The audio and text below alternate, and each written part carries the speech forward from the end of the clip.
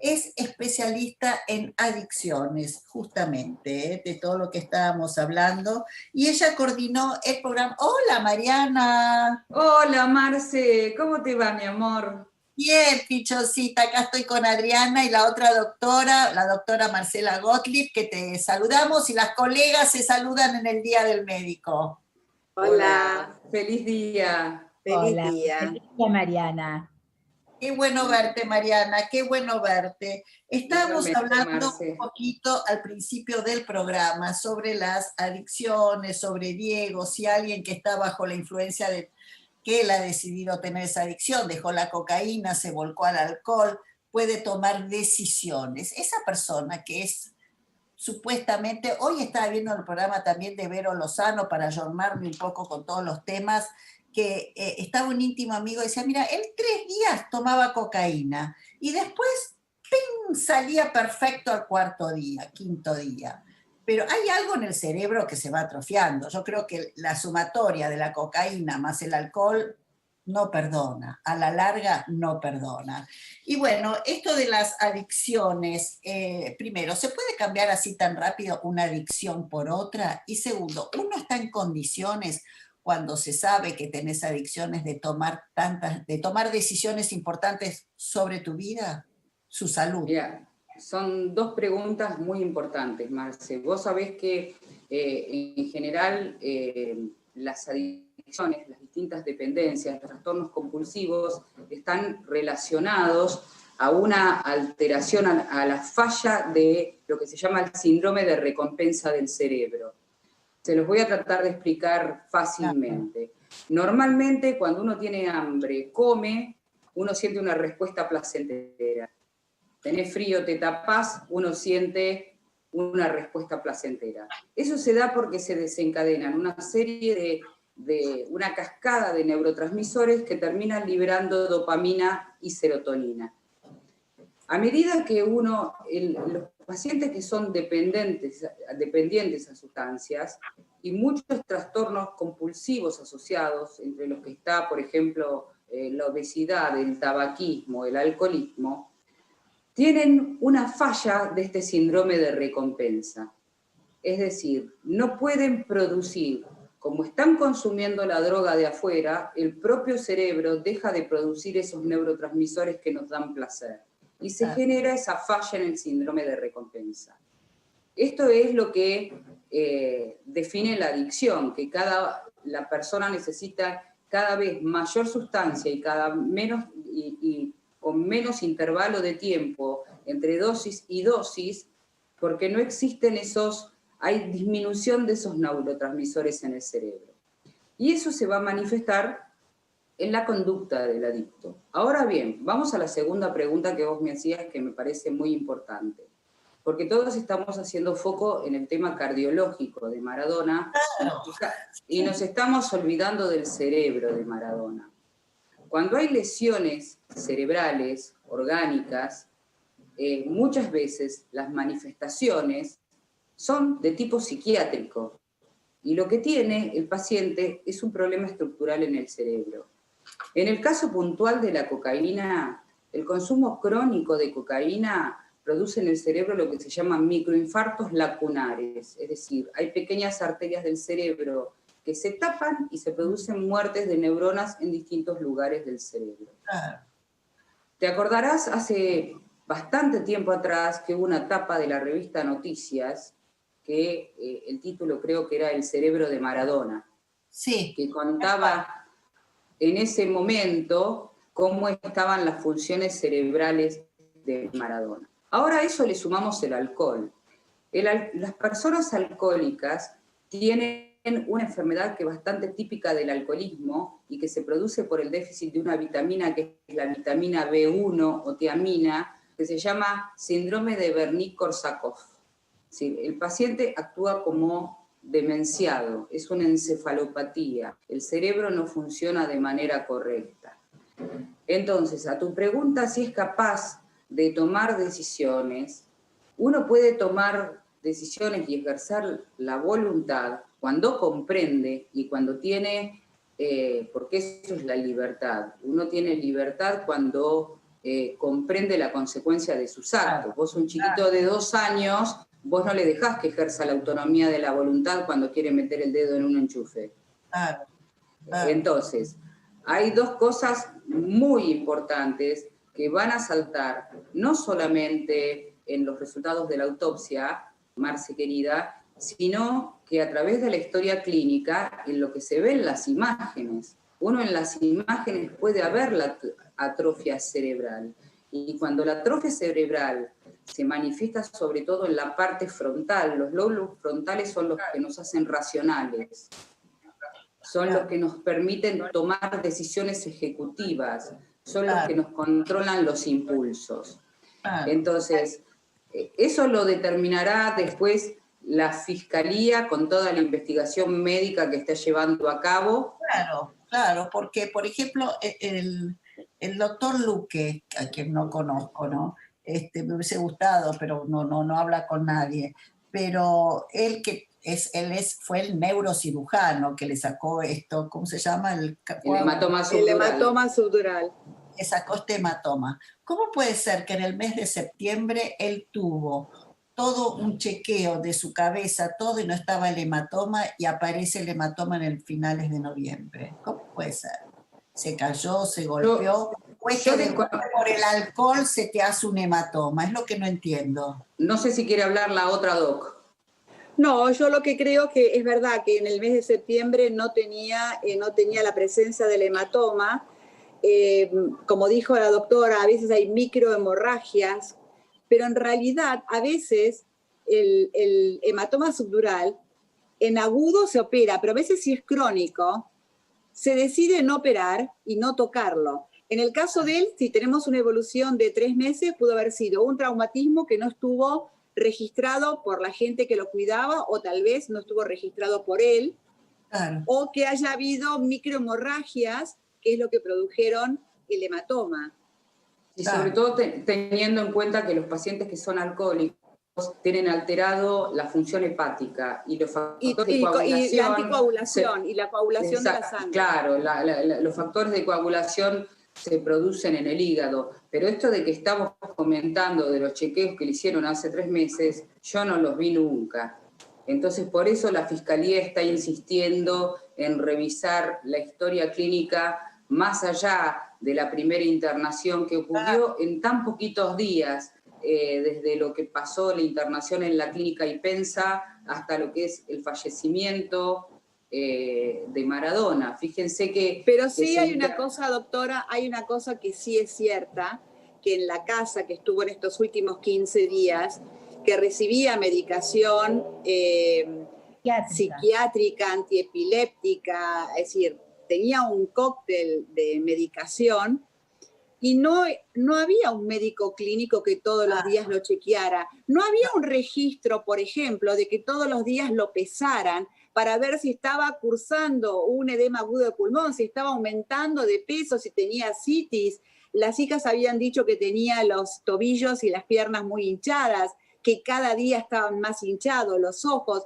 Claro, lo que decís vos es tener un balance hidroelectrolítico del paciente. Claro, tener un balance. Saber al paciente, justamente estaba recibiendo... Saber la diuresis. Estaba recibiendo un cóctel de medicación que tal vez podían tener sinergia o alteraciones de electrocardiográficas. Y no había ningún médico que dijera, a ver, ok, juntemos todo lo que estamos dando y veamos qué hay que sacar, qué hay que poner, o darle un diurético si él cada vez estaba más hinchado. Pero no había una cabeza. Hay una cosa que me parece importante marcar. Los médicos estamos acostumbrados a dar indicaciones domiciliarias, pero la internación domiciliaria, perdón, eso quise decir, la internación domiciliaria también es protocolar y sigue un protocolo.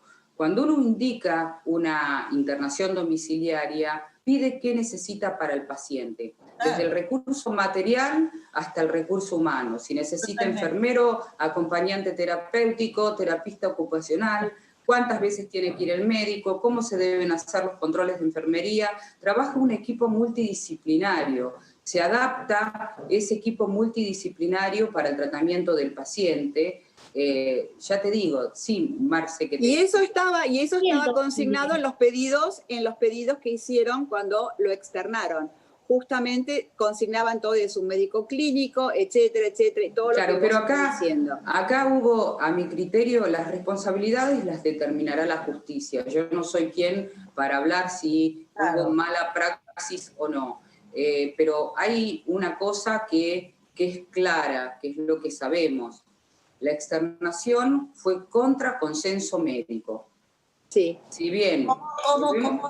¿Cómo, María? Que la externación no fue un alta que dio la Clínica Olivos. La Clínica Olivos, por consenso médico, por todo lo que vieron de ese paciente, por eso también están estudiando la historia clínica de la Clínica Olivos, por todo lo que vieron de ese paciente, no recomendaron el alta del paciente. Entonces... ¿Y por qué se la dan? Recomendaron una internación en un centro de rehabilitación que aparentemente lo que dicen que cuando lo consultaron con Maradona se sacó todo el cablerío que tenía, se sacó todo el suero, etcétera, le agarró dijo acá no, y las hijas optaron entonces por hacer algo intermedio que implicaba una internación domiciliaria. El tema es, ¿la ley te permite hacer esto? Sí. La ley, porque yo también lo que estoy escuchando en la tele están mezclando. Sí. La ley que marca la autonomía de la voluntad del paciente con la ley de salud mental, que son dos leyes distintas. Sí. La ley que marca la autonomía del paciente es la 26742, que habla de los derechos del paciente, historia clínica y consentimiento informado, mal llamada ley de muerte digna. Esa es la que le permite al paciente por sí mismo decir, yo no quiero determinados tratamientos, yo no quiero determinados procedimientos, yo me quiero ir de alta. Y entonces el paciente, uno como médico, escribe la historia clínica y lo hace firmar un consentimiento informado al paciente. Es decir, escribe que el paciente no está en condiciones de alta por tal patología, por esto, por las causales que fuera, que el equipo médico no recomienda la externación y el paciente firma un consentimiento informado en el cual se hace responsable de salir de la clínica. ¿Cuál es el problema que yo veo acá y en tal caso el error que veo? Que contra la recomendación médica de una institución donde estaba internado, hubo 2 médicos que firmaron esa externación. No firmó, y creo, según informes periodísticos, que tampoco en la externación estaba la firma de Maradona. Estaba la firma de las hijas y estaba la firma de 2 profesionales de la salud. Entonces, desde el momento... Está bien, pero no vamos a pensar que las hijas querían un mal para Maradona. Las hijas pensaron que era lo mejor que podían hacer. No, por eso digo, las hijas pensaron que podían hacerlo mejor para que Maradona se sintiera más cómoda. Por eso han firmado eso, y no por desconocimiento, sino porque lo habrán consultado y habrán visto que no era viable internarlo en un centro psiquiátrico. Bueno, pero ahí volvemos al tema de la autonomía de la voluntad. Volvemos al tema. Además, tengo la sensación que además había un trastorno de ansiedad muy... Estaba con un síndrome de abstinencia. Claro. Sí, claro. Y todas estas alteraciones que las veremos después si surgen las imágenes y cuál es el resultado de la autopsia sobre el cerebro de Diego. El tema es, todos trabajamos con pacientes complejos todos los días. Yo lo charlaba con los enfermeros del hospital. Muchas veces los pacientes se quieren arrancar los cables. Los médicos tenemos recursos para actuar. Claro. Y tenemos también la justicia para actuar. La justicia nos ampara a nosotros si con un consenso médico pedimos judicializar un caso. El tema cuando un grupo de médicos toma una decisión y otros médicos dicen otra cosa. Entonces, en estos pacientes complejos, el mensaje que se le da a la familia termina siendo muy confuso. Muy confuso. Entonces, nunca, ni la responsabilidad en el paciente, ni la responsabilidad en la familia del paciente, porque no tienen el conocimiento que tenemos nosotros. Entonces, en tal caso, el error es haber puesto el gancho como médico avalando una externación voluntaria del paciente, cuando otro equipo de médicos te está diciendo, no, señores, esto no, así no. Estamos hablando del cerebro, perdón, Marce, del cerebro de Maradona, pero se dijo todo este tiempo que el corazón de Maradona era el corazón de un hombre de entre 90 y 100 años. O sea, también tenía enfermo su corazón. Pero eso lo sabemos. Es que él tenía una miocardiopatía ya conocida. Lo que pasa es que en este momento no estaba medicado. Nadie la miraba, todos miraban otras cosas, nadie miraba lo que estaba pasando. Claro, consideremos... Una cosa es tener la muerte súbita y otra cosa es estar todos los días mostrando más edema, que te habla de una falla cardíaca. Claro, claro. Sí, y que conocemos la historia desde lo que sucedió en el Cantegril de Punta del Este. Que vino con el corazón con una capacidad del 38%, creo, nada. Y después tuvo Marcela otra internación en el Instituto Cardiovascular, había hecho lo que se llama torsión de punta, que implica una fibrilación ventricular por una sobredosis. Después sale de ahí y no se quería internar y termina con otra sobredosis internado en la Suizo-Argentina. Que vuelve a hacer otro paro cardíaco. Claro, fue antes de ir a Cuba, en el 2004. Antes de que lo internaran en las praderas. Fue en el 2004. Él no se quería internar en las praderas, pero ahí sí hubo un accionar de la justicia, todavía no estaba la que llamamos nueva ley de salud mental, pero tiene 10 años esta nueva ley de salud mental, ahí sí las hijas firmaron una curatela. Ahí sí intervino la justicia para que el paciente se internara en contra de su voluntad. Así es, y además... Las hijas y Claudia, porque en ese momento todavía estaba casado con Claudia. Pienso que todo además lo anímico en un enfermo así, la tristeza, la soledad, él tendría que haber estado con un familiar, sin lugar a duda, a su lado, ¿no? Me parece que eso era una contención muy importante para él. Sí. Porque al final, no sé, no quería que la enfermera, no quería verla. Estaba el sobrino, dicen casi siempre con él. Estaba un sobrino, pero anda a saber si el sobrino tenía la autoridad, porque con Diego tenía mucha autoridad a las hijas, él hacía muchos casos a sus hijas, mucho caso. Y un sobrino que daba la medicación, echó la enfermera, no se tomó en serio porque la enfermera siguió, desde afuera le alcanzaba la medicación al sobrino. O sea que también seguían tratando al gran Maradona como el gran Maradona y era más prevalecido. A mí eso es lo que me da mucha pena. A mí también.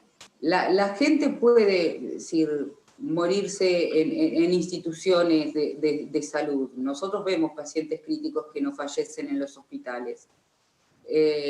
Pero esta muerte en soledad, respetar una autonomía que a mi humilde entender dictaba de ser voluntad, si no era consecuencia de todo lo que estaba pasando en su cerebro, y el no tener un equipo de profesionales que, bueno, internación domiciliaria, las condiciones son estas. Claro. Sí. Ahora, Mariana, cuando vimos, lo comenté, no sé si estabas escuchando al principio del programa, cuando vimos, a mí me quedó esa imagen que hace mucho no lo veíamos a Diego, cuando entró a la cancha con la máscara, el hijo Dieguito, que no podía ni caminar, que le ponían una silla, nada más que le dio un beso a Tinelli, otro a Tapia por la camiseta de una marca de YPF y todo eso. Dijimos, ¿qué hace ese hombre ahí? ¿Quién lo expuso así? ¿Quién lo llevó ahí? ¿Por qué fue ahí? Ya no estaba bien este hombre. Y a raíz de esto es que deciden, esto fue como el detonante, acuérdense, porque después de esto viene la operación, sin saber si, supongo que sabrían si ese corazón resistía, porque lo que ha resistido ese corazón, realmente. No nos olvidemos que era una persona que tenía ese gran talento, pero los deportistas con ese gran talento tienen una genética muy particular. Claro. Otro paciente no hubiese superado los 2 paros cardíacos previos que hizo. Para nada, y todo lo que se metió adentro, nadie hubiese superado eso. Hablando de todo lo que se metió adentro y las adicciones, coordinaste el programa Caminando con Vos. Me gustaría básicamente que nos cuentes, porque es justamente para prevenir el uso de cocaína y de alcohol. Es la localidad de Olavarría, ¿es así? Sí, es así, tuvo reconocimiento de la provincia. Lo que pasa, lamentablemente, Marcela, cuando uno lleva proyectos a cabo, uno no puede prevenir las adicciones, sobre todo hace lo que es la prevención primaria, es decir, que el chico no llegue a consumir y si llega a consumir, qué recaudos tiene que tomar, o sea, tratar de disminuir las conductas de riesgos relacionadas al alcohol. Sí. Yo esto surge porque vi una publicidad que creo que es del Consejo Publicitario Argentino, que es excelente, después te la voy a pasar para que la veas, Vale. donde hay una analogía de un adolescente alcoholizado caminando de noche en una plaza con un niñito que se trastabilla, se mueve, quiere ir a la calle, de 2 años, que desconoce los peligros. Entonces, se me ocurrió, en función de esa publicidad, generar este programa, pero la idea era que se sostuviera en el tiempo, que se pudiera ir. Lo primero que se hizo fue hacer 2 charlas, porque nos superó, vinieron como casi 3.000 estudiantes, y nos superó el número, tuvimos que dar 2 charlas en relación a esto, y después los chicos, cuando le hablas en su lenguaje y te entienden, te estoy hablando de chicos de 15 a 17 años, 18 años, y te entienden lo que les decís, te cuentan lo que toman, cómo lo toman, con qué lo mezclan. Entonces vos ahí podés tener una mirada de la situación. Pero esto era para seguir repitiéndolo de manera constante, para capacitar docentes para que estuvieran alertas, no para dar una charla y que después se quede en eso, porque eso no sirve. No sirve hablar de adicciones y prevención de adicciones una vez por año. Claro. Tiene que ser, uno a los hijos los educa todos los días, Marcela. No los educa una vez por año. Es como todo. Si es una campaña, tiene que tener continuidad, si no queda todo en el olvido. Queda en el aire. Te quería hacer una última pregunta, Mariana. ¿Un adicto termina siempre aislándose? Suele ser una conducta habitual el aislamiento, porque no quiere que nadie le diga lo que tiene que tomar, lo que tiene que consumir, etc. Quiere hacer lo que quiere, pero no sabe que lo que quiere, sabe que lo que quiere le hace mal, pero carece de la voluntad para dejarlo. Claro. Entonces, por eso es importante para las familias que estén escuchando, que a veces es durísimo, durísimo tener que hacer una internación compulsiva de un ser querido que está con una dependencia a drogas por definición médica, ¿no? Y poner, llamar a un abogado o judicializar el proceso, porque muchas veces es la única forma que tenemos de sacar a los pacientes adelante. Decime, Mariana, ya tenemos que terminar, pasar a otro invitado también. Cuando vos viste, vos que estás acostumbrada a las adicciones, que había muerto Maradona, ¿qué te entristeció? ¿Cómo murió? Qué lástima que no lo cuidaron, un poco más podría haber vivido. ¿Qué sentiste vos como experta en esto? A ver, no me sorprendió, me impactó, Marcela. Me impactó, me dio mucha tristeza, mucha tristeza. Mucha tristeza de... nadie dice que si hubiese estado en un hospital el resultado hubiese sido diferente, ¿no? Sí. Pero no estaba en las condiciones óptimas de atención sanitaria que requería para el cuadro que estaba cursando. Me dio mucha tristeza la soledad. Todos los que tuvimos un ser querido que hemos acompañado a nuestros seres queridos que estaban mal, a mí me tocó con mi mamá, que me la traje a vivir conmigo y la tuve que cuidar y tuve que estar y siempre que se requirió una internación, se internó, y siempre bajo el cuidado amoroso de la familia, respetando la autonomía de la voluntad de mi mamá, que era una mujer absolutamente lúcida, que me dijo: Marianita, hasta acá llegamos, yo quiero que me dialicen, yo no quiero que me pongan un respirador, y se respetó esa voluntad. Pero me dio pena teniendo el ejemplo como tenemos todos, Marce querida, la soledad. Sí, terrible, terrible. Y referente al COVID, al coronavirus, lo que fue el entierro, no, el velorio. El velorio, no salía la palabra. El velorio en casa de gobierno con esas multitudes, no como médica, ¿no te agarrabas la cabeza? Sí, como me la agarré muchas veces, con las fiestas clandestinas, con las marchas, pero digamos que estamos viviendo una situación sanitaria excepcional, Marcela, y la muerte de Maradona fue un hecho excepcional en el mundo. En cualquier lugar que se hubiese hecho, esto hubiese acontecido, sobre todo teniendo en cuenta lo que es la psicología del fanático, ¿no? Del hincha de fútbol. Claro, claro. Un deporte que está lleno de fans y, viste, siempre el otro día justamente me pareció muy interesante, la estaba viendo a tu hija, que está maravillosa, en el programa de Mirta, que le mandamos un beso a Mirta. Besos, que nos está viendo.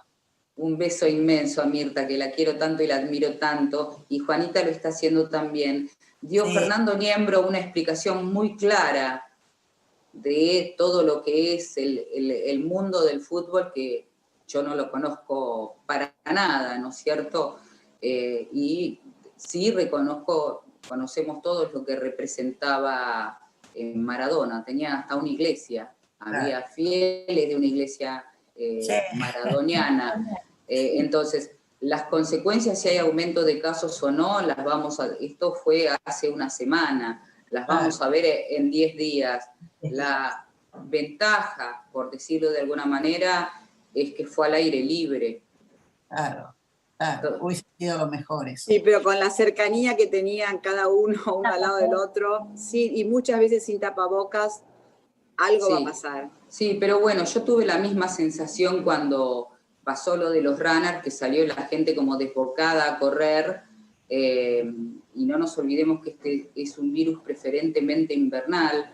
Fíjense que ahora nosotros nos están bajando los casos porque estamos haciendo más actividad al aire libre, y fíjese lo que está pasando en Europa cuando la gente tiene que estar de nuevo confinada por las temperaturas bajas, ¿no? Pero igual no distingue este virus entre frío y calor, porque en lugares como Miami, que hacía mucho calor, igual el virus se disparó. Sí, pero no tuvieron los casos que tuvieron en zonas que no son cálidas. Claro, es verdad. Bueno, Mariana, gracias. Siempre es un placer hablar contigo, querida amiga. Igualmente, Marcela. Los mejores recuerdos de hasta cuando trabajamos juntas en la radio y casi pasamos el embarazo juntos. Creo que Delfina tiene 19 y Rocco debe estar por cumplir 19. No, ya tiene, el 24 de agosto cumplió 19. Bueno, Delfina es del 23 de febrero, del mismo cumpleaños de tu mamá, es el cumpleaños de mi hija. Es verdad, el 23 de febrero. El 2001. Gracias, mi amor, te mando besos. No, gracias a ustedes, cariños, adiós. Chao. Como siempre, muy agradable hablar con Mariana. Bueno, qué agradable. Vamos ahora a hablar con una